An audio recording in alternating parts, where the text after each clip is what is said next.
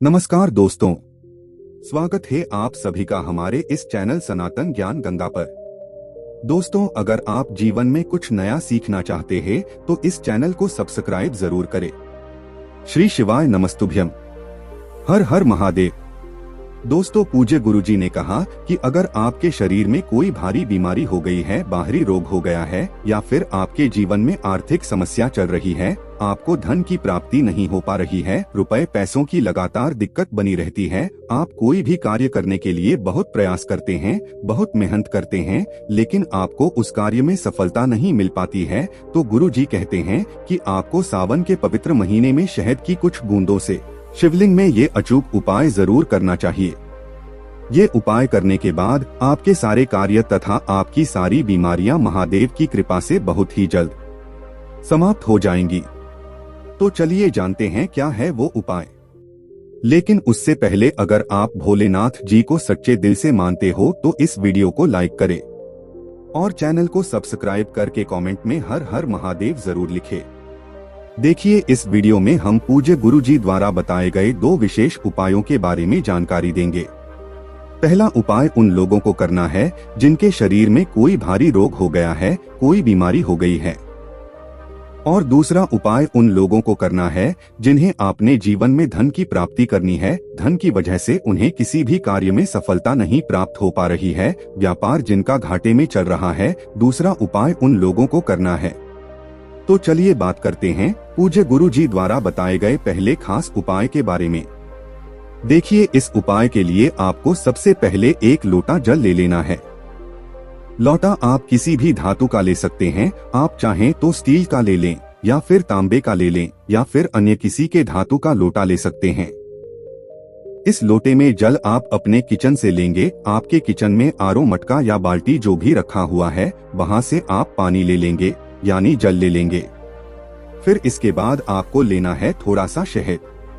शहद आप आधा चम्मच ले लेंगे। अब ये दोनों सामग्री लेकर आप पहुंच जाएंगे शिवालय। पूज्य गुरुजी ने कहा कि ये उपाय आपको इस पवित्र सावन महीने के किसी भी गुरुवार के दिन करना है। गुरुवार के दिन सुबह से लेकर शाम तक किसी भी समय आप शिवालय जाकर इस सुंदर से उपाय को कर सकते हैं। लेकिन शिवालय पहुंचकर सबसे पहले आप दक्षिण दिशा में बैठ जाएगा और उत्तर दिशा की तरफ अपना फेस कर लीजिए, यानी अपना मुख कर लीजिएगा। लेकिन अगर शिवालय में भीड़ है तो पूज्य गुरुजी कहते हैं कि ऐसी स्थिति में आप किसी भी दिशा में बैठकर शिवलिंग की पूजा प्रार्थना कर सकते हैं। अपने के सबसे पहले आप जो 1 लोटा जल लेकर आए हैं, उस जल को आप शिवलिंग के ऊपर धीरे धीरे समर्पित करते जाइए और लगातार शिव महापुराण के मूल मंत्र श्री शिवाय नमस्तुभ्यम का स्मरण करते जाइए। गुरुजी ने कहा कि जल समर्पित करते समय आपको हमेशा ध्यान रखना होता है कि इस लोटे का स्पर्श शिवलिंग में ना हो जाए। जिस लोटे से आप शिवलिंग में जल समर्पित करते हैं, वह लोटा आपको शिवलिंग में टच नहीं कराना है, यानी स्पर्श नहीं कराना है। और साथ ही साथ हमें ध्यान रखना है कि हम जब भी महादेव को यानी शिवलिंग को स्पर्श करें यानी टच करें, तो हमारे हाथों के जो नाखून होते हैं वो भी शिवलिंग में स्पर्श नहीं करने चाहिए। इन दोनों बातों का आपको को विशेष ध्यान रखना है। फिर इसके बाद आप जो शहद लेकर आए हैं, उस शहद को आप अपनी तर्जनी उंगली से शिवलिंग में लगा देंगे। तर्जनी उंगली यानी आपके दाहिने हाथ की यानी राइट हैंड के जो सबसे पहले उंगली होती है, उसे तर्जनी उंगली कहते हैं। और इसी उंगली से आपको शहद लगा देना है। शिवलिंग में किसी भी स्थान पर आप थोड़ा सा शहद लगा दीजिए। जितना शहद आप पर है, उस शहद को एक लेप की तरह शिवलिंग में कुछ स्थान पर अच्छे से लगा दीजिए। यह शहद लगाने के बाद महादेव से प्रार्थना कर लीजिए। आपके शरीर में आंखों से संबंधित जो भी रोग है, उस रोग को समाप्त करने के लिए महादेव से प्रार्थना कर लेनी है। और फिर यही आपको थोड़ा सा भगवान शिव से औषधि स्वरूप मांग लेना है। जो शहद आपने शिवलिंग में लगाया है, इसी को आप महादेव से और औषध स्वरूप मांग लीजिए और थोड़ा सा अपने नेत्रों में लगा लीजिए, यानी अपनी आंखों में लगा लीजिए। लेकिन पूज्य गुरुजी कहते हैं कि जिन लोगों को आंखों से संबंधित बीमारी नहीं है, शरीर के अन्य किसी भाग में रोग हो गया है, तो फिर उन लोगों को सबसे पहले यह शहद शिवलिंग में लगाना है। देखिए, आप जो शहद लेकर गए हैं उसको अच्छे से शिवलिंग में लगा दीजिए और फिर इसी शहद के ऊपर की आप एक लोटा जल धीरे धीरे समर्पित करते जाइए और शिव महापुराण के मूल मंत्र श्री शिवाय नमस्तुभ्यम का स्मरण करते जाइए। उसके बाद जलाधारी से जो जल नीचे गिर रहा है उस जल को आप थोड़ा सा इसी पात्र में ले लीजिए या फिर अन्य किसी पात्र में ले लीजिए और यह जल आप महादेव से औषधि स्वरूप मांग लीजिए। पूज्य गुरुजी ने कहा कि गुरुवार के दिन जब भी हम शहद लगाकर शिवलिंग में इस प्रकार से जल का उपयोग करते हैं तो हमारे शरीर में कितनी भी बड़ी से बड़ी बीमारी हो उससे हमें बहुत ही जल्दी छुटकारा मिलता है। देखिए, अब ये जो जलाधारी से जल नीचे गिरा है और अपने पात्र में लेकर आप जो आए हैं इस जल को आप थोड़ा सा आचमन कर लीजिए और अपने उस अंग में थोड़ा सा लगा लीजिए जिस अंग में आपकी बीमारी है। गुरुजी ने कहा कि यह जल आप 2-4 दिन लगाइए और फिर अगले गुरुवार को उपाय करके फिर 2-4 दिन लगाइए।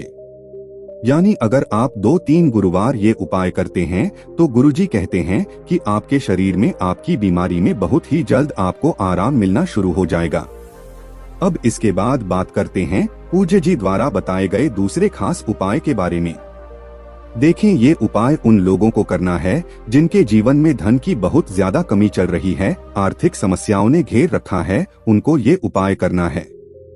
इस उपाय के लिए आपको एक बेल पत्र की जरूरत पड़ेगी, लेकिन बेलपत्र लेते समय आप ध्यान रखेंगे कि यह कहीं से भी कटी फटी नहीं होनी चाहिए और बेलपत्र की डंडी के आखिर में जो दूत होती है यानी जो डंठल होता है वो भी नहीं होना चाहिए। उसको तोड़कर आप अलग कर लेंगे। फिर इसके बाद आपको शुद्ध देसी घी ले लेना है। आपके पास 2-4 बूंद 10 बूंद जितना भी शुद्ध देशी घी उपलब्ध हो जाए उतना आपको देशी घी ले लेना है। अगर आपको गाय माता का देसी घी मिल जाता है तो यह आपके उपाय के लिए बहुत ही उपयोगी साबित होता है।